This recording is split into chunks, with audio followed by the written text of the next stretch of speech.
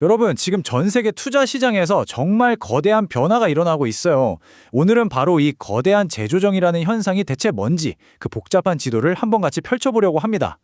자, 이 문장이 오늘 우리가 할 이야기의 핵심을 딱 짚어주는데요. 뭐냐면 이제 더 이상 하나의 아주 강력한 시장에만 모든 걸 거는 시대는 끝나가고 있다는 그런 신호인 거죠. 이야기를 시작하려면 먼저 지난 한 20년 동안 무슨 일이 있었는지부터 봐야겠죠.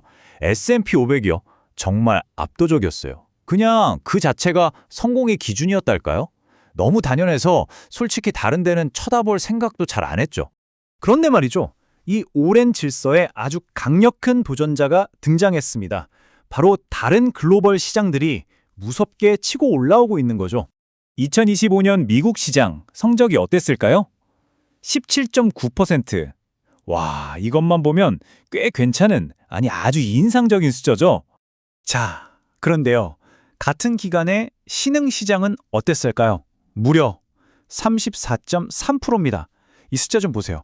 S&P 500의 거의 2배요, 2배. 격차가 정말 어마어마하죠. 여기서 당연히 이런 질문이 생기죠. 이게 그냥 작년에 잠깐 반짝한 걸까? 아니면 아니야, 이건 뭔가 더 깊은 시장의 가치평가 자체가 바뀌고 있다는 신호일까? 하는 거죠. 이 질문의 답을 찾으려면 KPI 비율이라는 걸 좀 알아야 해요. 복잡하게 드릴 수 있는데 정말 간단히 말하면 이거예요. 지난 10년 동안 벌어들인 평균 이익에 비해서 지금 주가가 얼마나 비싼지 이걸 장기적인 관점에서 보여주는 잣대라고 생각하시면 됩니다. 이 차트가 진짜 모든 걸 말해줍니다. 왼쪽 S&P 500을 보세요. 현재 KP 비율이 36.9, 역사적 평균이 22인데 이걸 훌쩍 뛰어넘었죠? 한마디로 역사적으로 봤을 때 지금 굉장히 비싸다는 뜻이에요. 자, 그런데 오른쪽 신흥시장은요? 24.6, 역사적 평균 19랑 얼마 차이 안 나죠? 이건 뭘 의미할까요? 앞으로 더 오를 수 있는 룸, 그러니까 여력이 더 많을 수 있다는 강력한 암시죠.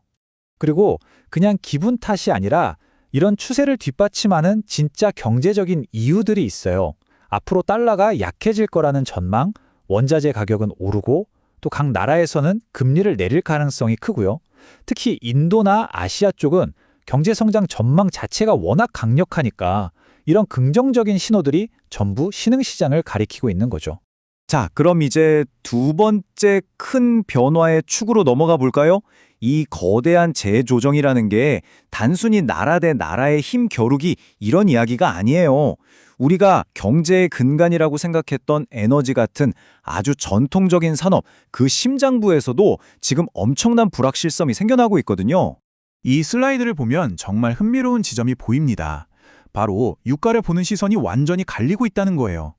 기업들은 배럴당 한 64달러는 가겠지 하고 희망회로를 돌리고 있는데 독립적인 분석기관들은 아니 50달러대 초중반까지 떨어질 수도 있어 라고 예측하고 있어요. 이 생각의 차이가 어마어마하죠. 이건 곧 엄청난 변동성을 예고하는 거나 마찬가지입니다. 왜 이렇게 비관적으로 보냐고요? 범위는 사실 간단합니다. 바로 공급과 수요 문제예요. 2026년에는 전 세계적으로 석유가 남아돌 거라는 예측이 나오고 있어요. 하루에 무려 210만에서 400만 배럴이요.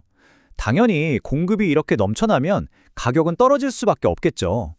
근데 재밌는 건 에너지 분야라고 해서 다 전망이 어두운 건 아니라는 거예요. 원유는 이렇게 고전하고 있는데 반대로 천연가스는 분위기가 아주 좋습니다. LNG 수출도 늘고 특히 데이터 센터가 전기를 엄청나게 먹어대면서 수요가 폭발하고 있거든요. 그러니까 같은 에너지 섹터 안에서도 이렇게 서로 다른 이야기가 펼쳐지고 있는 아주 복잡한 상황인 거죠. 자, 이제 마지막 퍼즐 조각입니다. 세 번째 변화의 동력, 바로 인공지능, AI입니다. 이건 뭐 판을 완전히 새로 짜는 그야말로 궁극의 와일드카드라고 할 수 있죠. 예전에는 AI라는 거대한 파도가 오면 모든 기술주라는 배가 다 같이 떠오를 거라고 생각했잖아요. 근데 이제는 아닙니다. 그 파도 위에서 어떤 배는 순항하고 어떤 배는 뒤집히고 있어요.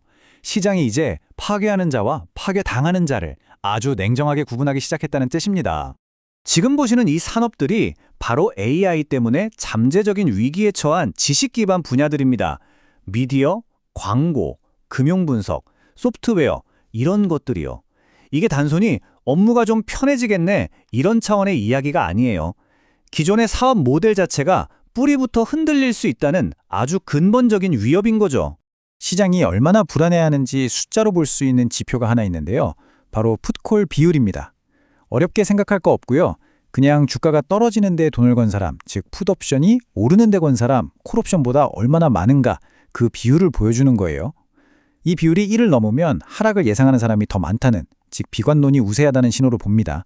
자, 그래서 실제 기술주 ETF, XLK의 풋콜 비율을 봤더니 와, 숫자가 무려 1.81입니다. 하락에 베팅한 쪽이 상승에 베팅한 쪽보다 거의 2배 가까이 많다는 뜻이에요. 우리가 흔히 시장을 주도한다고 생각했던 그 기술 대기업들을 둘러싼 분위기가 사실은 이렇게나 불안하고 비관적이라는 걸 이 차트가 아주 명확하게 보여주고 있는 거죠. 자, 그럼 지금까지 우리가 살펴본 이 세 가지 거대한 변화의 물결을 하나로 모아볼까요? 바로 이 흐름들이 합쳐져서 지금 투자의 지도를 완전히 새롭고 또 아주 복잡하게 다시 그리고 있는 겁니다. 정의하자면 핵심은 딱 이 세 가지입니다. 첫째, 힘의 중심이 미국에서 신흥시장으로 옮겨가고 있다는 거. 둘째, 에너지처럼 경제의 기반이 되는 산업조차 엄청난 변동성 속에 있다는 거. 그리고 마지막 셋째, AI가 더 이상 모두에게 기회가 아니라 누군가에게는 기회, 누군가에게는 위기가 되는 양날의 검이 되었다는 것. 이 세 가지를 꼭 기억하셔야 합니다. 이 모든 이야기를 종합하면 결론은 딱 하나입니다. 과거에 통했던 성공 공식, 그 쉬운 길은 이제 더 이상 없다는 거죠. 시장의 절대적인 왕이 사라진 이 새로운 시대에 여러분과 저는 미래 투자 전략을 과연 어떻게 써내려 가야 할까요? 이것이야말로 앞으로 우리 모두가 함께 풀어야 할 숙제가 아닐까 싶습니다.